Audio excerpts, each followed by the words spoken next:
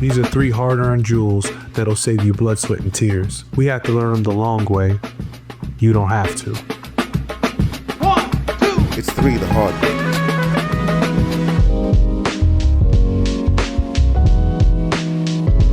Yeah, there have been times where I felt like I already had the position before I was given a specific title. I think even as being an ACD, like it felt like I had already acquired enough knowledge, ability, skills to become a creative director, but the opportunity has to be there to become a creative director. I think sometimes because we feel like we've acquired a level of experience or knowledge, we should be promoted to a certain level.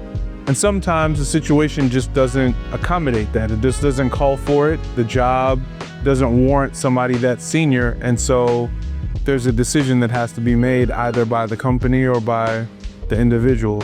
But yeah, I've had those situations where I felt like I was already ready for a more senior title, but unfortunately the opportunity just wasn't there for me to take advantage of that.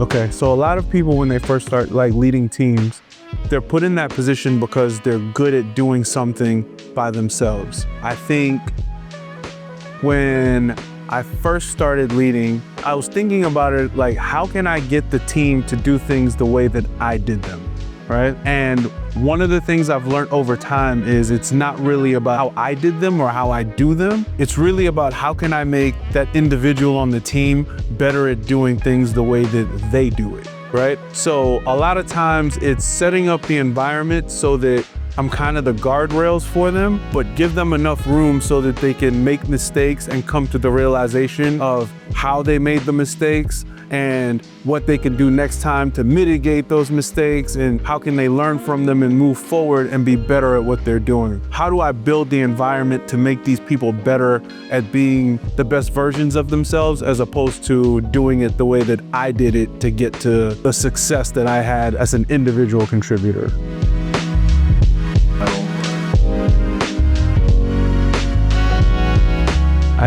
I think it can be harder for you if you're not wearing a uniform, right? If I walked into a hospital and I'm dressed like a mailman, but I'm actually a doctor, it might be a little bit difficult for people to, come to me to ask for advice, and I'm dealing with patients, walking in with them, and they're thinking, why is the mailman coming to see? It's a different outfit, so it's harder for people to read you.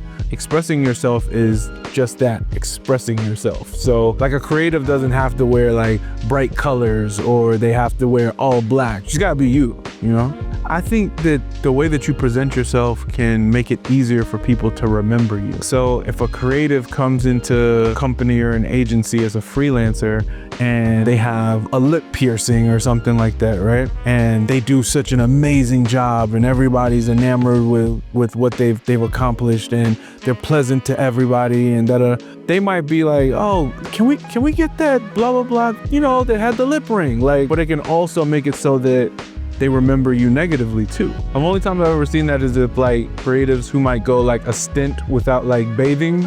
And so when you decide to come to office and everybody can smell you from the parking lot, that can have a negative impact as a freelancer going into somebody's establishment.